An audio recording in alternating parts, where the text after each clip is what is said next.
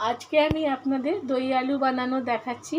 তার জন্য আমি 250 গ্রাম আলু নিয়েছি, 200 গ্রাম দই, 1 বাটি ধনে পাতা, 1 বাটি পুদিনা পাতা,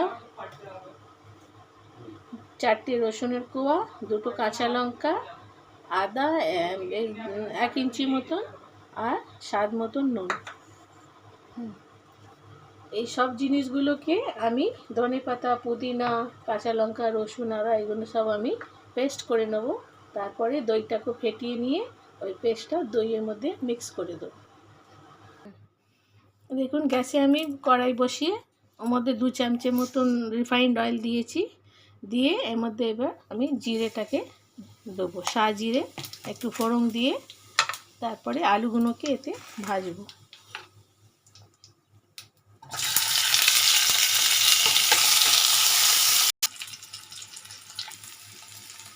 আলুগুলো একটু লাল লাল ভাজা হয়ে গেলে এবার আমি এই পেস্টটা এতে দিয়ে দেবো।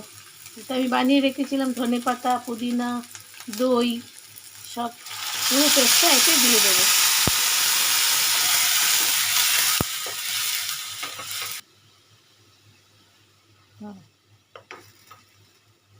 এবার আমি এতে স্বাদ মতো নুন দিয়ে দেবো, আর অল্প একটু 1 চামচ মতন চিনি।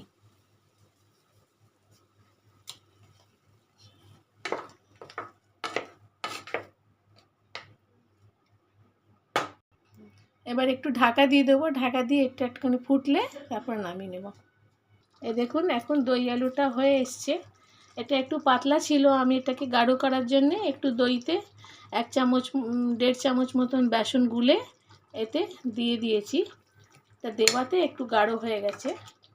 এবার আমি এটাকে একটু ফুটলে নামিয়ে নেব। এই দেখুন, আমাদের দই আলুটা তৈরি হয়ে গেছে। যদি এই রেসিপিটা আপনাদের ভালো লাগে তাহলে আমার চ্যানেলকে লাইক করবেন, সাবস্ক্রাইব করবেন। Thank you.